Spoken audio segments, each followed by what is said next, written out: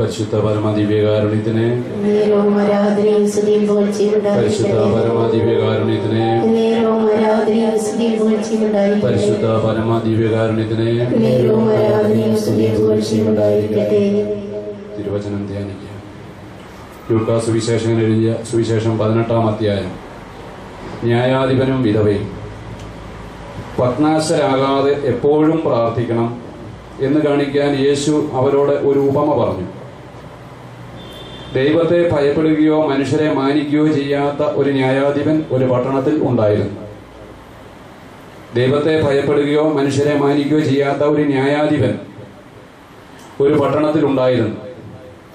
ആ പട്ടണത്തിൽ ഒരു വിധവയും ഉണ്ടായിരുന്നു. അവൾ വന്ന് അവനോട്, എതിരാളിക്കെതിരെ എനിക്ക് നീതി നടത്തി തരണമേ എന്ന് അപേക്ഷിക്കുമായിരുന്നു. കുറെ നാളത്തേക്ക് അവൻ അത് ഗൗനിച്ചില്ല. പിന്നീട് അവൻ ഇങ്ങനെ ചിന്തിച്ചു, ഞാൻ ദൈവത്തെ ഭയപ്പെടുകയോ മനുഷ്യരെ മാനിക്കുകയോ ചെയ്യുന്നില്ല, എങ്കിലും ഈ വിധവ എന്നെ ശല്യപ്പെടുത്തുന്നത് കൊണ്ട് ഞാൻ അവൾക്ക് നീതി നടത്തി കൊടുക്കും. അല്ലെങ്കിൽ അവൾ കൂടെ വന്ന് എന്നെ അസഹ്യപ്പെടുത്തും. കർത്താവ് പറഞ്ഞു, നീതിരഹിതനായ ആ ന്യായാധിപൻ പറഞ്ഞത് എന്തെന്ന് ശ്രദ്ധിക്കുവിൻ. അങ്ങനെയെങ്കിൽ രാവും പകലും തന്നെ വിളിച്ച് കരയുന്ന തന്റെ തെരഞ്ഞെടുക്കപ്പെട്ടവർക്ക് ദൈവം നീതി നടത്തി കൊടുക്കുകയില്ലേ? അവിടുന്ന് അതിന് കാലവിളംബം വരുത്തുമോ? അവർക്ക് വേഗം നീതി നടത്തി കൊടുക്കും എന്ന് ഞാൻ നിങ്ങളോട് പറയുന്നു.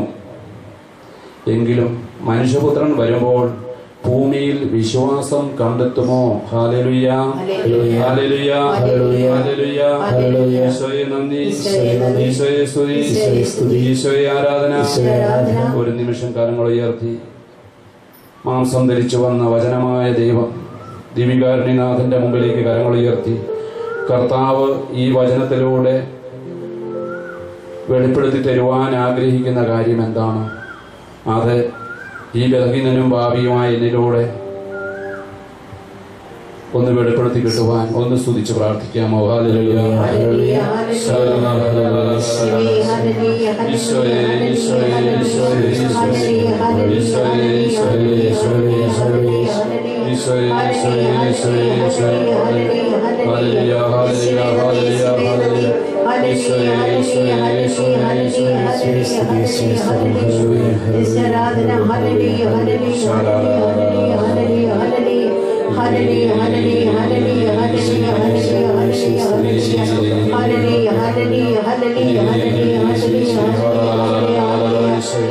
പരിശുദ്ധാത്മാവേ, പരിശുദ്ധാത്മാവേ, പരിശുദ്ധാത്മാവേ, അഭിഷേകം നിറയ്ക്കണമേ.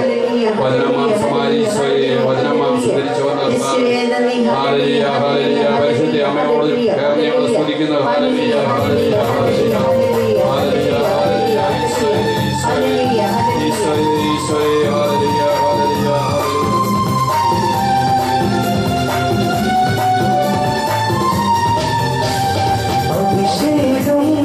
അഭിഷേകം അഗ്നിമഴ പെയ്തിറങ്ങും. അഭിഷേകം, അഭിഷേകം, അഭിഷേകം അഗ്നിമഴ പെയ്തിറങ്ങും. അഭിഷേകം, അഗ്നിനാളുകൾ എന്നെ പഠിക്കുകയാ, അഗ്നിജ്വാലകൾ എന്നെ നിറയുകയാ.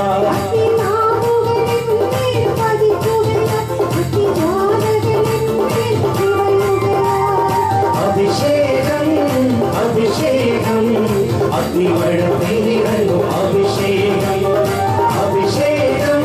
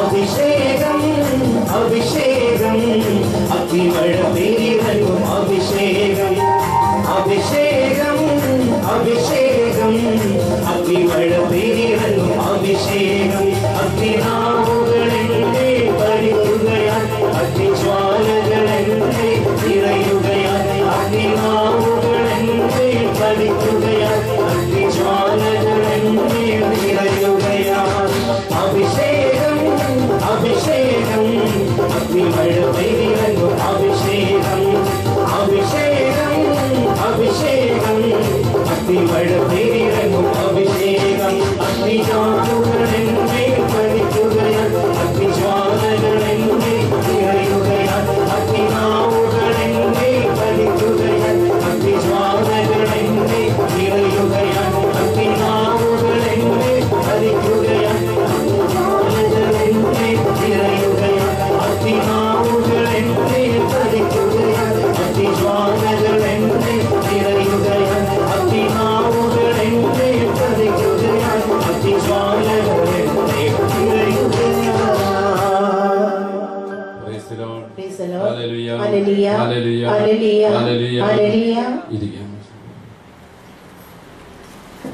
ഈശോ ഈ ഉപമ പറയുന്നതിന്റെ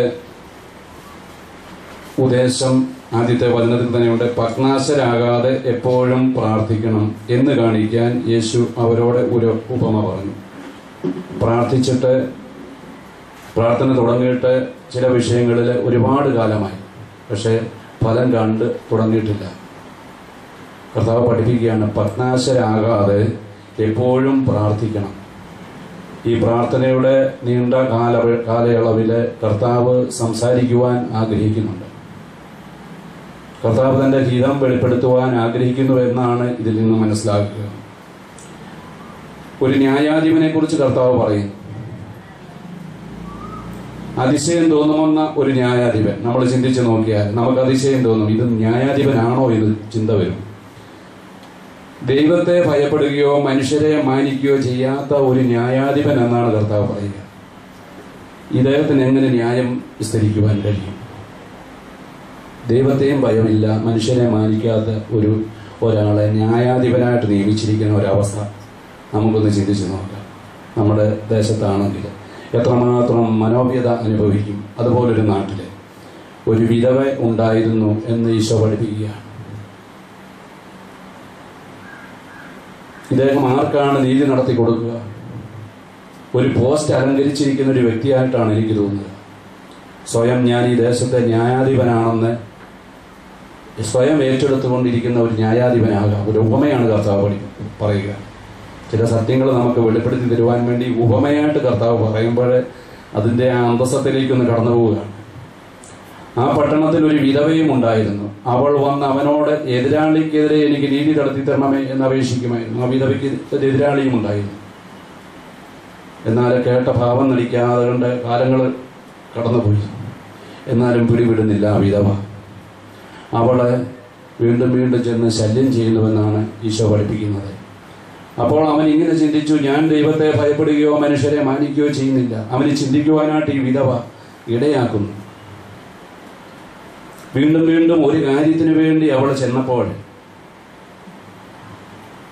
ഇവൾ എന്നെ ശല്യപ്പെടുത്തിക്കൊണ്ടിരിക്കുകയാണല്ലോ എന്ന് ചിന്തിച്ചുകൊണ്ട് എങ്കിലും ആ ന്യായാധിപൻ അവൾക്ക് ന്യായം നടത്തി കൊടുക്കുന്നു എന്നാണ് ഈശോ ഇവിടെ പഠിപ്പിക്കുക. ഹല്ലേലൂയ, ഹല്ലേലൂയ, ഹല്ലേലൂയ. മനസ്സിലാവുന്നുണ്ടോ? ഉണ്ടെങ്കിൽ ഒന്ന് ഉറക്കെ സ്തുതിക്കണം. ഹല്ലേലൂയ പറയുമ്പോൾ ഒന്ന് ഉറക്കെ സ്തുതിക്കണം. അല്ലെങ്കിൽ വചനം പറയുവാൻ എനിക്ക് ഉന്മേഷം കിട്ടില്ല. ഹല്ലേലൂയ, ഹല്ലേലൂയ. ഈശോയെ നന്ദി, ഈശോയെ സ്തുതി. കഴിഞ്ഞ രാത്രിയിലും ഇവിടെ ഉണ്ടായിരുന്നവരാണ് ഞങ്ങൾ ഏതാനും പേര്. അപ്പോൾ ഉന്മേഷത്തോടു കൂടി നമ്മൾ വചനം കേൾക്കണം. റെക്കോർഡ് നടക്കുന്നുണ്ട് ഇവിടെ, പക്ഷേ ഞാൻ അതിന് വലിയ ഇത് കൊടുക്കുന്നില്ല. കാരണം എനിക്ക് എൻ്റെ ആവശ്യം ഇവിടെ വന്നിരിക്കുന്ന സമൂഹം അവർക്ക് അന്തസ്സത്ത കിട്ടണം, വചനത്തിന്റെ ഉൾക്കാമ്പ് അവർക്ക് കിട്ടണം എന്നുള്ളതാണ് ഞാൻ ആഗ്രഹിക്കുക. ഹല്ലേലൂയ, ഹല്ലേലൂയ, ഹല്ലേലൂയ. കുറെ നാളത്തേക്ക് അവൻ ഗവനിച്ചില്ല. പിന്നീട് അവൻ ഇങ്ങനെ ചിന്തിച്ചു, ഞാൻ ദൈവത്തെ ഭയപ്പെടുകയോ മനുഷ്യരെ മാനിക്കുകയോ ചെയ്യുന്നില്ല. അവന്റെ ഹൃദയത്തിലൊരു പശ്ചാത്താപം ഉണ്ടാക്കി കൊടുക്കുന്ന ഈ സ്ത്രീ തന്നെ തന്നെ വിലയിരുത്തുവാനായിട്ട് അവളുടെ ഈ നിരന്തരമായ അപേക്ഷ, ആ ശല്യം ചെയ്യൽ അവന്റെ മനസ്സിനൊരു ഇളക്കം തട്ടിക്കുകയാണ്. ഈശോ എന്നിട്ട് ഈ ന്യായാധിപനെയും ഈശോയെയും കുറിച്ചൊന്ന് തട്ടിച്ചു നോക്കി നമ്മൾക്ക് വെളിപ്പെടുത്തി തരികയാണ്. അല്ലെങ്കിൽ അവൾ കൂടെ കൂടെ വന്ന് എന്നെ അസഹ്യപ്പെടുത്തും. കർത്താവ് പറഞ്ഞു, നീതിരഹിതനായ ആ ന്യായാധിപൻ പറഞ്ഞതെന്തെന്ന് ശ്രദ്ധിക്കുവിൻ. കർത്താവ് നമ്മുടെ ശ്രദ്ധ വീണ്ടും അങ്ങോട്ടേക്കാണ് കൊണ്ടുപോകുന്നത്. ന്യായാധിപൻ എന്താണ് പറഞ്ഞത്? അവൾ കൂടെ കൂടെ വന്ന് എന്നെ അസഹ്യപ്പെടുത്തും, അതുകൊണ്ട് ഞാൻ അവൾക്ക് നീതി നടത്തി കൊടുക്കും. ഹല്ലേലൂയ. അപ്പം ശല്യം സഹിക്ക വയ്യാതെ കണ്ട് ആ നീതിയില്ലാത്ത ന്യായാധിപൻ, നീതിരഹിതനായ ന്യായാധിപൻ അവൾക്ക് നീതി നടത്തി കൊടുക്കും എന്ന് കർത്താവ് പറയുക. അങ്ങനെയെങ്കിൽ വചനം ബന്ധിപ്പിക്കുന്നതാണ്. അങ്ങനെയെങ്കിൽ രാവും പകലും തന്നെ വിളിച്ച് കരയുന്ന തന്റെ തെരഞ്ഞെടുക്കപ്പെട്ടവർക്ക് ദൈവം നീതി നടത്തി കൊടുക്കുകയില്ലേ? ഒരു ചോദ്യം നമ്മളോട് ചോദിക്കുക. നമ്മുടെ വിശ്വാസ സംബന്ധമായിട്ട് നമ്മുടെ വിശ്വാസത്തിൽ നിന്നാണ് നമ്മൾ ഉത്തരം പറയുക. നീതി നടത്തി കൊടുക്കുമോ? രാവും പകലും തന്നെ വിളിച്ച് കരയുന്ന തന്റെ തെരഞ്ഞെടുക്കപ്പെട്ടവർക്ക് ദൈവം നീതി നടത്തി കൊടുക്കുമോ? അവിടുന്ന് അതിന് കാലവിളംബം വരുത്തുമോ? അവർക്ക് വേഗം നീതി നടത്തി കൊടുക്കും എന്ന് ഞാൻ നിങ്ങളോട് പറയുന്നു. ഹല്ലേലൂയ. അപ്പം കാലവിളംബം സംഭവിക്കുന്നില്ല എന്ന് കർത്താവ് പറയുക. എന്നാൽ രാവും പകലും കരഞ്ഞു വിളിച്ചപേക്ഷിക്കുകയും ചെയ്യുന്നുണ്ട്. ഇതൊരു വലിയ പ്രതിഭാസമായിട്ട് എനിക്ക് തോന്നുന്നു. എത്ര നാളത്തേക്കാണ് കർത്താവ് ഉദ്ദേശിക്കുന്നതെന്ന് അറിഞ്ഞുപോകും. എന്നാൽ കർത്താവിന് നമ്മുടെ ക്ഷേമകരമായ നമുക്കൊരു പദ്ധതി ഒരുക്കി വെച്ചിരിക്കുന്ന കർത്താവിന് നമ്മളെ കുറിച്ചൊരു ഉദ്ദേശമുണ്ട്. ഹല്ലേലൂയ, ഹല്ലേലൂയ, ഹല്ലേലൂയ. ഈ വചനം നമ്മൾ മനസ്സിലാക്കണമെങ്കിൽ താഴത്തെ വചനത്തിലേക്ക് പോകണം. എങ്കിലും മനുഷ്യപുത്രൻ വരുമ്പോൾ ഭൂമിയിൽ വിശ്വാസം കണ്ടെത്തുമോ? കർത്താവിന്റെ അന്തിമമായ ലക്ഷ്യം തന്റെ രണ്ടാം വരവില് കൂട്ടിക്കൊണ്ടുപോകുവാനായിട്ടുള്ള ആ വരവിലെ വിശ്വാസം കണ്ടെത്തുമോ? കർത്താവ് ഒക്കെ ചെയ്തു തരും. രാവും പകലും തന്നെ വിളിച്ചപേക്ഷിക്കുന്നവർക്ക് കാര്യം നടത്തി തരും കർത്താവ്. അത് ഉറപ്പ് പറഞ്ഞിട്ട് കർത്താവ് ചോദിക്കുകയാണ്, അവർക്ക് വേഗം നീതി നടത്തിക്കൊടുക്കുമെന്ന് ഞാൻ നിങ്ങളോട് പറയുന്നു. എങ്കിലും മനുഷ്യപുത്രൻ വരുമ്പോൾ ഭൂമിയിൽ വിശ്വാസം കണ്ടെത്തുമോ? കർത്താവ് ഇങ്ങനെ ചില ചോദ്യങ്ങൾ ചോദിക്കുന്നുണ്ട്. അത്ഭുതം പ്രവർത്തിച്ച ചില നഗരങ്ങളുടെ മാനസാന്തരപ്പെടാഞ്ഞതിനാൽ കർത്താവ് ചോദിക്കുന്നുണ്ട്. കൊറാസി നിനക്ക് ദുരിതം, സീയോൻ നിനക്ക് ദുരിതം. നിന്നിൽ നടന്ന അത്ഭുതങ്ങൾ ടൈറിലും സീതോനിലും നടന്നിരുന്നെങ്കിൽ അവർ എത്ര പണ്ടേ ചാക്കൊടുത്ത് ചാരം പൂശി ഉപവസിക്കുമായിരുന്നു, അനുദപിക്കുമായിരുന്നു. ഇതുപോലെ ചില ചോദ്യങ്ങൾ കർത്താവ് തന്റെ അനുഗ്രഹം വർഷിച്ചതിന് ശേഷം, അത്ഭുതം പ്രവർത്തിച്ചതിന് ശേഷം ചില ചോദ്യങ്ങൾ ചോദിക്കുന്നുണ്ട്. അനുദപിക്കാഞ്ഞതുകൊണ്ട് ഏറ്റവും പ്രധാനമായിട്ടുള്ളത് അനുദപിച്ച് സുവിശേഷത്തിൽ വിശ്വസിക്കുക എന്നാണ് കർത്താവ് തന്റെ ആരംഭത്തിൽ തന്നെ പ്രഘോഷിക്കുന്നുണ്ട്. Hallelujah, hallelujah. ഇവിടെ ഈ രാവും പകലും കരഞ്ഞ് വിളിച്ചപേക്ഷിക്കുന്നവർക്ക്, ഹൃദയപൂർവ്വം വിളിച്ചപേക്ഷിക്കുന്നവർക്ക്, സംശയം കൂടാതെ നടക്കുമെന്ന് വിശ്വസിച്ചുകൊണ്ട് പ്രാർത്ഥിക്കുന്നവർക്ക് കാര്യം നടത്തി തരും എന്നാണ് കർത്താവ് പഠിപ്പിക്കുക. ഹല്ലേലൂയ. നമ്മുടെ കാര്യങ്ങളൊന്ന് ഉയർത്തി ഹല്ലേലൂയ, ഹല്ലേലൂയ. ഈശോയെ നന്ദി, ഈശോയെ ആരാധന. ഹല്ലേലൂയ, ഹല്ലേലൂയ, ഹല്ലേലൂയ, ഹല്ലേലൂയ, ഹല്ലേലൂയ, ഹല്ലേലൂയ, ഹല്ലേലൂയ. തന്റെ തെരഞ്ഞെടുക്കപ്പെട്ടവർക്ക് നീതി നടത്തി കൊടുക്കാതിരിക്കുമോ എന്നാണ് ചോദ്യം. അടുത്ത ചോദ്യമാണ്, എങ്കിലും മനുഷ്യപുത്രൻ വരുമ്പോൾ ഭൂമിയിൽ വിശ്വാസം കണ്ടെത്തുമോ? എനിക്കിതിന്റെ ഉത്തരം കിട്ടിയത് കാലതാമസം വരുന്നത് നമ്മളെ വിശ്വാസത്തിൽ അവിടുന്ന് ബലപ്പെടുത്തുവാൻ വേണ്ടിയാണ്. ഇട്ടെറിഞ്ഞിട്ട് ലോകത്തിന്റെ എന്തെങ്കിലും ചില കാര്യങ്ങള് നമുക്ക് തന്നിട്ട് പോവാനല്ല. കർത്താവ് നമ്മളെ തെരഞ്ഞെടുത്തു എന്നാണ് ഈ വചനം പഠിപ്പിക്കുക. രാവും പകലും തന്നെ വിളിച്ചു കരയുന്ന തന്റെ തെരഞ്ഞെടുക്കപ്പെട്ടവർക്ക് നീതി നടത്തി കൊടുക്കാതിരിക്കുമോ? ഹല്ലേലൂയ. തെരഞ്ഞെടുക്കപ്പെട്ടവർക്കാണ് കാലവിളംബം സംഭവിക്കുന്നത്. ഹല്ലേലൂയ. അതിന് കർത്താവിനൊരു പദ്ധതിയുണ്ട്. അത് ക്ഷേമകരമായ പദ്ധതി തന്നെയാണ്, ഐശ്വര്യമുള്ള പദ്ധതി തന്നെയാണ്. എന്നാൽ ഈ കാലവിളംബം സംഭവിക്കുന്ന ആ പീരീഡ്, ഇന്റർവെൽ എന്ന് പറയുന്ന ആ പീരീഡില് കർത്താവ് നമ്മളെ ഒരുക്കുന്നുണ്ട്. ഹല്ലേലൂയ. നമ്മളെ ഒരുക്കിയെടുക്കുകയാണ്. എന്തിനു വേണ്ടി എന്ന് ചോദിച്ചാൽ നമ്മുടെ ആത്മാവ് നഷ്ടപ്പെട്ടു പോകാതെ നിത്യജീവൻ പ്രാപിക്കേണ്ടിയിരിക്കുന്നു. ഹല്ലേലൂയ.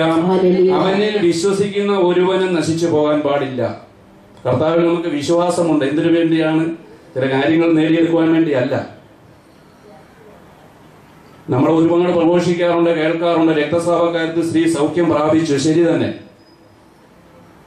അവൾ അന്തിമമായിട്ട് രക്ഷപ്പെട്ടോ എന്ന് നമുക്ക് അറിഞ്ഞുകൂടാ. കർത്താവ് നമ്മളോട് ഇപ്പോൾ ചോദിക്കുന്നത്, മനുഷ്യപുത്രൻ വരുമ്പോൾ ഭൂമിയിൽ വിശ്വാസം കണ്ടെത്തുമോ? നമ്മൾ എത്ര പേര് കാണും? നമ്മുടെ വിശ്വാസം പരിശോധന ചെയ്യുന്ന വേളയില് നമ്മൾ ചിതറിപ്പോകുമോ? ഈ ചോദ്യം അവിടെ നിൽക്കേ. നമുക്ക് അടുത്ത ഭാഗത്തേക്ക് കിടക്കാം. ലൂക്കാസ് വിശേഷം തന്നെ 22-ാം അധ്യായത്തിൽ 21-ാം അധ്യായത്തിന്റെ 34, 35 തിരുവചനങ്ങൾ നോക്കാം. സുഖലോലുപത, മദ്യാസക്തി, ജീവിത വ്യഗ്രത എന്നിവയാൽ നിങ്ങളുടെ മനസ്സ് ദുർബലമാവുകയും ആ ദിവസം ഒരു കെണി പോലെ പെട്ടെന്ന് നിങ്ങളുടെ മേൽ വന്ന് വീഴുകയും ചെയ്യാതിരിക്കാൻ ശ്രദ്ധിക്കുവിൻ. നമ്മളെ മതിക്കുന്ന, നമ്മുടെ മനസ്സിനെ ദുർബലപ്പെടുത്തുന്ന 3 അവസ്ഥകളെ കുറിച്ചാണ് ഇവിടെ പറയുക. സുഖലോലുപത, മദ്യാസക്തി, ജീവിത വ്യഗ്രത എന്നിവയാൽ നിങ്ങളുടെ മനസ്സ് ദുർബലമാവുകയും ആ ദിവസം ഒരു കെണി പോലെ പെട്ടെന്ന് നിങ്ങളുടെ മേൽ വന്നു വീഴുകയും ചെയ്യാതിരിക്കാൻ ശ്രദ്ധിക്കുകയും. ആ ദിവസം എന്താണെന്നും എനിക്ക് തീർത്തു പറയാൻ പറ്റത്തില്ല. കാരണം ഒരുപക്ഷെ നമ്മുടെ മരണമായിരിക്കാം, അല്ലെങ്കിൽ കർത്താവിന്റെ 2ാം വരവായിരിക്കാം. എന്തുമായിക്കൊള്ളട്ടെ, ഒരു ദിവസം ഈ 2 കാര്യങ്ങളും നിശ്ചയമാണ്. ഇത് നമുക്കറിയാം. ഈ നിശ്ചയമായ കാര്യം ഇങ്ങനെ കിടക്കുമ്പോൾ കർത്താവിന്റെ 2ാം വരവിൽ വിശ്വാസം കണ്ടെത്തി എനിക്ക് അവനോടൊപ്പം പോകുവാൻ സാധിക്കുമോ? നിത്യതയോട് തുലനം ചെയ്യുമ്പോൾ ഭൂമിയിലെ ഈ 100 വയസ്സ് വരെ നമ്മൾ ജീവിച്ചാൽ നിത്യതയോട് തുലനം ചെയ്യുമ്പോൾ ഇത് ഭൂമിയിലെ ഒരു മണൽത്തരി പോലെയും സമുദ്രത്തിലെ ഒരു തുള്ളി ജലം പോലെയും ഉള്ളൂ എന്നാണ് തിരുവചനം പഠിപ്പിക്കുക. നമ്മുടെ 100 വർഷ കാലം ഈ ഭൂമിയിൽ നമ്മൾ ജീവിച്ചാൽ താരതമ്യപ്പെടുത്തി തന്നിരിക്കുക നിത്യതയോട് തുലനം ചെയ്ത്. എങ്കിലും നമ്മുടെ ആത്മാവിനെ നേടുവാൻ വേണ്ടി കർത്താവ് നമുക്ക് ഒരുക്കി തന്നിരിക്കുന്ന വിലപ്പെട്ടവരും പ്രിയങ്കരനും ബഹുമാനീയമാണെന്ന് പറഞ്ഞുകൊണ്ട് കർത്താവ് നമ്മളെ മാറ്റിയിരിക്കുക. എന്റെ അമ്മയുടെ ഉദരത്തിൽ നീ ജാതനാകുന്നതിന് മുമ്പ് തന്നെ നിന്നെ ഞാൻ അറിഞ്ഞു, നിന്നെ ഞാൻ വിശുദ്ധീകരിച്ചു. കർത്താവ് അത്ര വിലപ്പെട്ടവരായി നമ്മളെ രൂപപ്പെടുത്തിയ കർത്താവ് ബാഹ്യമായ ചില കാര്യങ്ങളിൽ നമ്മളെ തങ്ങി നിൽക്കുവാൻ വേണ്ടി അല്ല കർത്താവിന്റെ ഉദ്ദേശം, നിത്യജീവൻ പ്രാപിക്കുവാൻ വേണ്ടി. ആ വിശ്വാസത്തിന്റെ ഭാഗം തന്നെയാണ് തിരുവചനം. ദൈവസ്നേഹത്തെക്കുറിച്ച് എപ്പോഴും പ്രസംഗിക്കുമ്പോൾ യോനാശ്ലീഹ എഴുതിയ സുവിശേഷത്തിന്റെ 3:16 നമുക്ക് ബൈഹാർട്ട് അറിയാം. അവനിൽ വിശ്വസിക്കുന്ന ഒരുവനും നശിച്ചു പോകാതെ നിത്യജീവൻ പ്രാപിക്കേണ്ടതിനെ, ഹല്ലേലൂയ, നിത്യജീവൻ പ്രാപിക്കേണ്ടതിനെ തന്റെ ഏകജാതനെ നൽകുവാൻ തക്കവണ്ണം അവിടുന്ന് ലോകത്തെ അത്രമാത്രം സ്നേഹിച്ചു. നിത്യജീവൻ ഒരുക്കിക്കൊണ്ടിരിക്കുക. ഈ നിത്യജീവന്റെ പാതയിലേക്ക് പോകുന്ന വ്യക്തിയെ സംബന്ധിച്ചിടത്തോളം ഈ ഭൂമിയിലെ സുഖലോലുപതയും മദ്യാസക്തിയും ജീവിത വ്യഗ്രതയിലും അവൻ വീഴുകയില്ല എന്നുള്ളതാണ് യാഥാർത്ഥ്യം. Hallelujah, hallelujah. ഈ നിത്യജീവനെ ലക്ഷ്യം വെച്ച് ജീവിക്കുന്ന വ്യക്തികളെ ഈ ഭൂമിയിലെ സുഖലോലുപതയിലേക്ക് വില കൊടുക്കില്ല. ഉള്ളത് കൊണ്ട് അവൻ തൃപ്തിപ്പെടും. തിമോഥെയോസിന് എഴുതിയ ലേഖനത്തിൽ പറയുന്നുണ്ട്, ഉള്ളത് കൊണ്ട് തൃപ്തിപ്പെടുന്നവന് ദൈവഭക്തി വലിയൊരു അനുഗ്രഹമാണ്. ധനമോഹമാണ് എല്ലാ തിന്മയ്ക്കും അടിസ്ഥാന കാരണമെന്ന് തിരുവചനം പഠിപ്പിക്കുന്നുണ്ട്. പോരാ പോരാ എന്നുള്ള ആ ചിന്ത, ഒന്നിലും തൃപ്തി വരാതെയുള്ള ആ ചിന്ത, തൃപ്തി നമുക്ക് ലഭിക്കുന്നത് ദൈവത്തിൽ നിന്നാണെന്നുള്ള നമ്മുടെ തിരുവചനത്തിലൂടെ ഹഗായി പ്രവചനം നമ്മൾക്ക് പറഞ്ഞു തന്നിട്ടുണ്ട്. ഹല്ലേലൂയ, ഹല്ലേലൂയ, ഹല്ലേലൂയ. ഈശോയെ നന്ദി. ഇത്രയും ഭാഗം മനസ്സിലായെങ്കിൽ എന്ന കാര്യങ്ങൾ ഉയർത്തി സ്തുതിക്കാമോ? ഹല്ലേലൂയ, ഹല്ലേലൂയ, ഹല്ലേലൂയ, ഹല്ലേലൂയ, ഹല്ലേലൂയ, ഹല്ലേലൂയ. യേശുവേ നന്ദി, യേശുവേ നന്ദി, യേശുവേ നന്ദി. ഹല്ലേലൂയ, ഹല്ലേലൂയ, ഹല്ലേലൂയ, ഹല്ലേലൂയ, ഹല്ലേലൂയ, ഹല്ലേലൂയ, ഹല്ലേലൂയ. ദൈവം നമ്മളിൽ നിക്ഷേപിച്ചിരിക്കുന്ന തന്റെ ആത്മാവിനെ അസൂയയോടെ അവിടുന്ന് അഭിലഷിക്കുന്നുവെന്ന് യാക്കോബ് ശ്ലീഹായുടെ ലേഖനത്തിൽ പഠിപ്പിക്കുന്നുണ്ട്. ദൈവം നമ്മളിൽ നിക്ഷേപിച്ചിരിക്കുന്ന ആത്മാവിനെ, നമുക്കൊരു ആത്മാവിനെ നൽകി. കന്നുകാലിയെ സൃഷ്ടിച്ചതുപോലെ അല്ല, മനുഷ്യന് തന്റെ ജീവൻ നൽകി. തന്റെ ജീവശ്വാസം വിശ്വസിച്ചുകൊണ്ട് ഒരു കാവൽമാലാകായി ജനിക്കുന്ന വേളയിൽ ഒരു കാവൽമാലാകായി ഓരോ വ്യക്തിക്കും നൽകി, അവന്റെ മരണസമയം വരെ. പക്ഷെ ആ കാവൽമാലായ്ക്ക് ഒരു കണ്ടീഷനുണ്ട്. നമ്മളെ മനസ്സ് വെച്ച് കാവൽമാലായ്ക്ക് നമ്മുടെ ജീവിതത്തിൽ ഇടപെടുവാൻ നമ്മൾ അവസരം കൊടുത്തില്ലെങ്കിൽ കാവൽമാലായ്ക്കൊന്നും ചെയ്യാൻ സാധ്യമല്ല. ഹോളി ഏഞ്ചൽസിനെ പറ്റി പഠിപ്പിക്കുന്ന സഭയുടെ പഠനങ്ങളിൽ പഠിപ്പിക്കുന്നുണ്ട്. നമ്മുടെ അനുവാദം കൂടാതെ കാവൽമാലാകായ്ക്ക് ഒന്നും ചെയ്യാൻ സാധിക്കുന്നില്ല. നിഷ്ക്രിയനായിട്ട് നമ്മൾ ഇരുത്തുകയാണ്. എന്നാൽ ആ കാവൽമാലാക ദൈവത്തിന്റെ ആത്മാവോട് ചേർന്ന് ആത്മാവിന്റെ ക്ഷേമസ്ഥിതി ആയതുകൊണ്ട് ചെയ്യുമ്പോഴാണ് നമുക്കൊക്കെ സമാധാനം ലഭിക്കുക. ലോകമോഹങ്ങളുടെ പുറകെ നമ്മൾ ഓടിപ്പോകുന്നില്ല. നമ്മുടെ പ്രാർത്ഥനാ വിഷയങ്ങളെ എപ്രകാരം പോകുന്നുവെന്ന് ഒന്ന് ചിന്തിച്ചു നോക്കിയാൽ മതി. നമ്മൾ പലപ്പോഴും നമ്മുടെ മനസ്സ് മതിക്കുന്നതും ഉത്കണ്ഠപ്പെടുന്നതും അസ്വസ്ഥമാകുന്നതുമൊക്കെ ജീവിത വ്യഗ്രതയിലാണെന്ന് നമുക്കറിയാം. ഉള്ളതൊക്കെ ഉണ്ട്. കർത്താവ് നമുക്ക് ദാനങ്ങൾ നൽകിയിട്ടുണ്ട്. കൊറിന്തോസ്യർക്ക് എഴുതിയ 1 ലേഖനം 2-ാം അധ്യായത്തില് തിരുവചനം ഒന്ന് വായിക്കാമോ? 1 കൊറിന്തോസ് 2:9 മുതലുള്ള വചനങ്ങള്, ദൈവം നമുക്ക് ഒരുപാട് ദാനങ്ങൾ നൽകിയിട്ടുണ്ട്. എന്നാൽ കർത്താവിന്റെ ഈ ആത്മാവില്ലാതെ നമുക്ക് ആ ദാനങ്ങളെ വിഭജിച്ചറിയുവാൻ സാധിക്കത്തില്ല. 1 Corinthians 2 അധ്യായം 9 മുതലുള്ള വചനങ്ങൾ